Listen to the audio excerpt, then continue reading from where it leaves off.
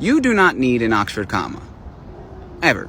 It is never necessary. It is nothing but a style choice and doesn't actually make any sentence less ambiguous. To prove my point, let's look at the most common example for why an Oxford comma is quote-unquote necessary. We invited two strippers, Joseph and Stalin.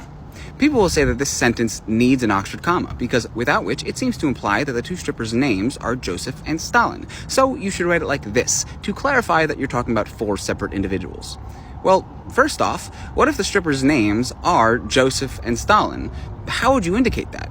Well, you'd have to write the sentence like this, but then everybody would assume you made a mistake if you lived in a world where the Oxford comma was standardized, and they would assume that you missed an Oxford comma. Secondly, this sentence is not ambiguous because it is missing an Oxford comma. It is ambiguous because of the list order. You could easily clarify everything just by writing, we met Joseph, Stalin, and two strippers, which, I might add, is how any human being would say this sentence, because when you speak, you cannot imply an Oxford comma. Now, people might say, oh, you can imply an Oxford comma by taking a pause where the comma would be. No, you can't. I live with my two dogs, Ben and Jerry.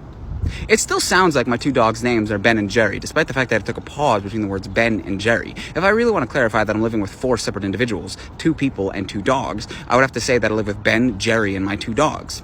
Additionally, there are plenty of examples in which adding an Oxford comma will actually create more confusion as opposed to less. Take, for example, the sentence, we met Frank, a dentist, and a DJ. How many people did we meet? 2 or 3?